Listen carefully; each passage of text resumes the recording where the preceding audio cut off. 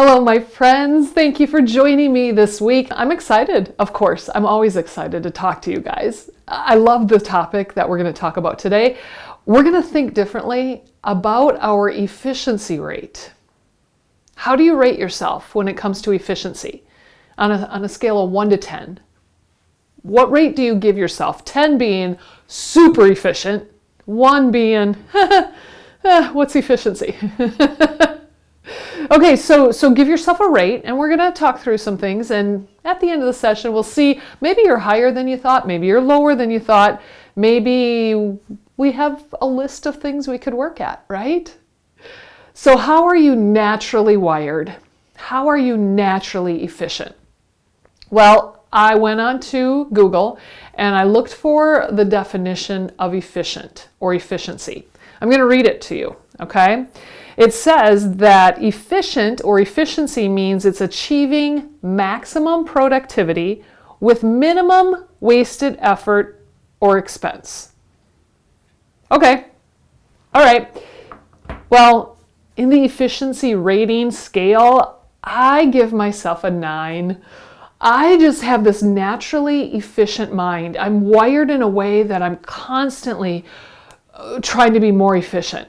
It's how my mind works. It's kind of cool and it's kind of annoying, to be completely honest, but I'm always trying to do more with less time or do more with less steps. That's really my goal in life. I want to do more with less steps. Okay, so what does that really look like? Here's an example. I have piles everywhere that I'm at. And my goal with these piles is by the end of the day, the stuff is going to get where they need to go. But when I'm in the middle of something, like let's just say cleaning or doing laundry, I don't want to run downstairs for every towel that I fold that needs to go in the downstairs bathroom. I don't want to run to the garage for every piece of recyclable or garbage that I want to take out to the trash. I want to make some piles. I mean, pretty much these piles you're going to trip over. And that's my whole objective, that instead of tripping over it, you're going to take it with you when you're going to that destination. That works great when it's just me in the house. When John's around, he gets irritated with these piles. Rather than taking it with him, he trips over it.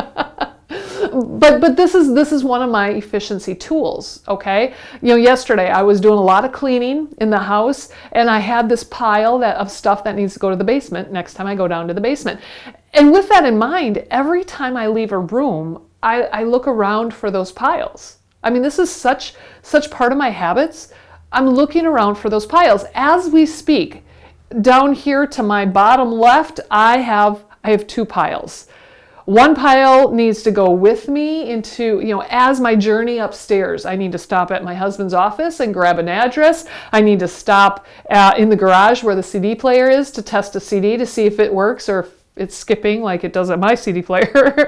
I have some piles of things I need to pack into my backpack. So in my process of going up to lunch at noon, I'm going to take these piles with me and distribute them where they need to go. That's super efficient.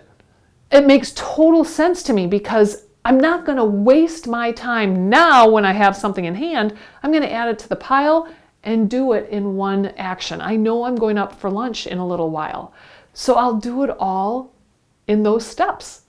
I mean, makes sense, right? How many of you are on board with me thinking, duh, that is exactly how we live life in an efficient mindset or efficient manner so that we're not wasting time going back and forth. Okay, here's another great example of doing more in less steps. Grocery shopping. Grocery shopping. They have like 25 aisles in the bigger grocery stores, and aisle 1 is usually produce. That's where I start. Aisle 20 is usually like home goods. Maybe it's laundry detergent or lotion or those kinds of items. And then there's frozen sections and all kinds of stuff in the middle. How many of you go grocery shopping and when you get to aisle 18, you realize you forgot something in aisle 1? Talk about wasted steps. Now I have to go all the way back to aisle 1. And then when that starts, now I'm going back and forth a lot because now I'm realizing how unorganized my list is. How do you be efficient in the grocery store? Well, you create yourself a list in order of the aisles, right? I mean, I have a spreadsheet that I've created for a few different grocery stores that has things in sections so that when I'm in this aisle, I get everything that's going to be in this aisle and I don't have to backtrack. Now, grocery stores, they're onto this because they think it's like valuable to rearrange the grocery store once in a while and change up the aisles. Well, always have a pen with you so that you can quickly scratch things out and redo your spreadsheet when you get home. It still works. We can still be ahead on this game. I think about this example as well. How do you drive places? Maybe your drive to work, or your drive home, or your drive to a certain location you go to often. Do you have an efficient route? Now, is it the fastest route, or is it the straightest route, or the route with the least stop signs? I mean, my husband takes routes that might shave off seconds, but I choose a route that's straighter. I don't like stop signs or curves. That's what efficiency means to me. We all have different definitions of efficiency, and we all have different ways that we choose to be efficient, and it makes sense to us, right? So for those of you that have been following our podcasts or our videos, you'll know that in the last month we have moved to a new location, a new state, a new house, a new neighborhood, a new everything. By the way, if you're watching on video, welcome to my new studio. It's not done yet. It's quite bare and clunky, and there's going to be changes, so keep watching in future episodes. But with this move, we have downsized. We went from a 5-bedroom to now a 4-bedroom. We lost about 1,000 square feet in our living quarters. So we've purged. It's wonderful. Listen to previous episodes about those adventures. But one thing that we did not change is we went from a 2-car garage to a 2-car garage. However, in the other house, we had a basement where we stored a lot of things like the lawnmower or the snowblower or the pool equipment. And we don't have that here. So that's kind of a concern, but just yesterday we were pulling out of the garage and I said to John, I'm so impressed with how he uses the space. We fit 2 vehicles in the garage and everything else besides the lawnmower. Everything else, he's so creative with how he uses the space.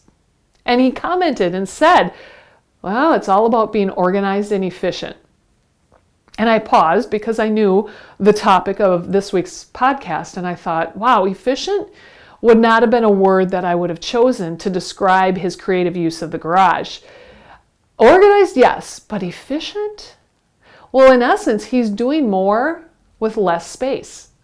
Similar to my definition, right? I do more with less steps. He's doing more with less space. And his creativity, I mean, he's hanging things from the ceiling, like ladders or bikes or step stools.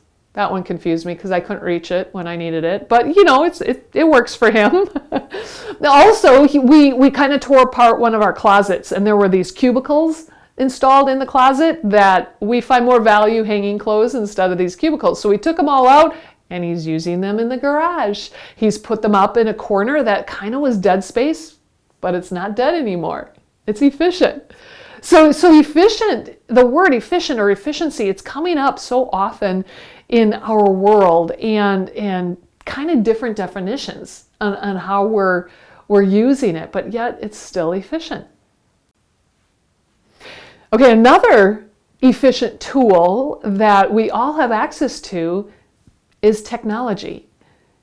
How efficiently do you use your smartphone? How efficiently do you use your computer? We can waste a lot of time if we don't understand some cool programming that's gone into our devices. The cool features, the cool hacks that are in our devices. For example, because we've moved, many people are asking for our new address. Well, I can type it out on my phone, or I created a shortcut. To be honest, I don't even remember where I created this on my phone, but now when I type in #address, it pulls up my address that I can click on, and it pastes it into the message I was working on. those fun little tweaks. Here's another one, at least on my Samsung phone. When I double click the power button, it will activate my camera. So when I'm out and about and I see an amazing sunrise or sunset, I just double click, boom, I'm ready to take a picture. Rather than unlock the screen, go to the camera app. A lot more efficient, right? I'm saving seconds that are valuable when you're seeing an amazing scenery you want to capture in the moment and not go waste those seconds, right?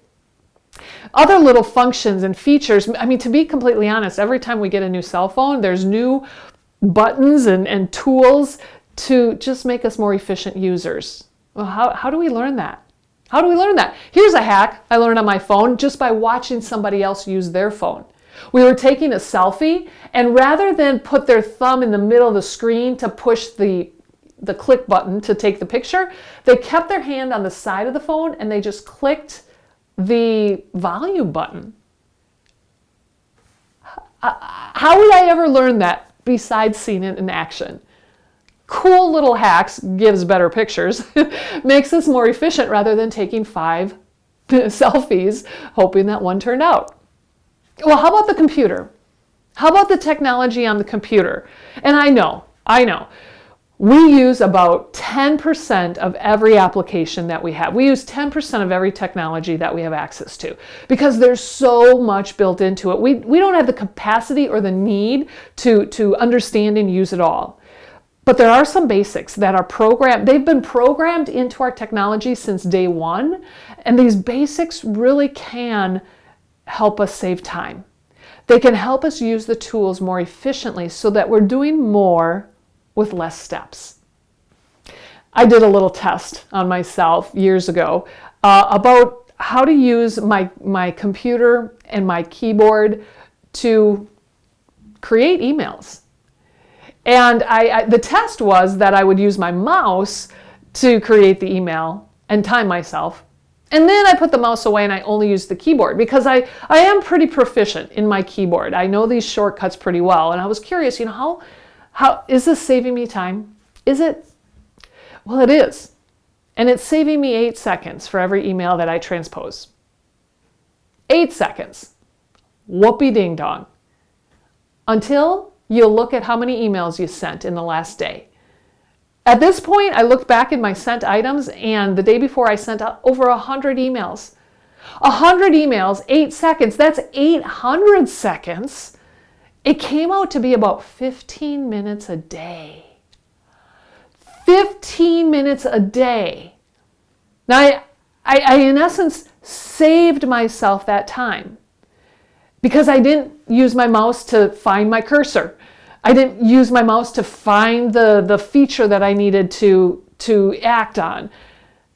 I could use those 15 minutes to get through more emails.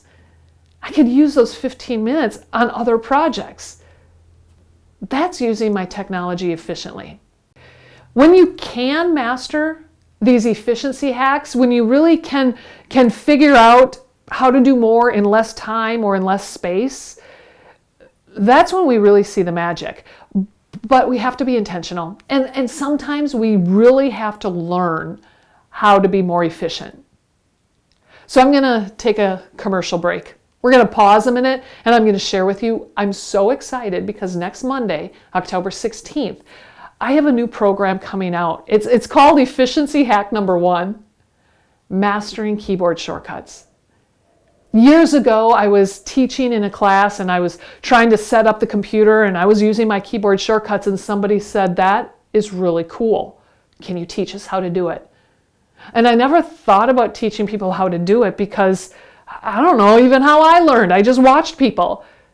But I figured out how to teach you how to use your keyboard. If you're on the computer for most of the day, I can teach you how to find 15 more minutes in your day by just using the technology efficiently. So stay tuned. Watch your emails if you're on my e-list. If you're not, let's get on the e-list. Or take a look at the notes of this episode for the subscribe button. And come learn and grow with me.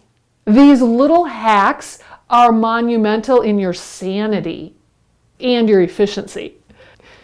Well, I hope today's topic has challenged you, and I hope that you're really starting to think differently about what is your efficiency rate and where are those little gaps in your daily habits where you can maybe expand your learning moments so that you can be more efficient in your daily world. It really does help us create more sanity in our mind and create more minutes in our day to do the fun stuff, to do more with less steps, do more with less space, and feel good about what we have. So what is it that you want to do that's going to increase your efficiency rate? And by the way, just talking together and listening, what is your rate? Is it different than what you said early on in this episode? Maybe it's lower, maybe it's higher. But I hope you have some ideas of what you can do right now to be intentional about learning to be more efficient. So write that down, take some steps, pay attention on Monday, October 16th for our big release of this online learning program, Efficiency Hack number 1, Mastering Keyboard Shortcuts. And come grow and learn with me. Be great this week, my friends. We'll see you next week.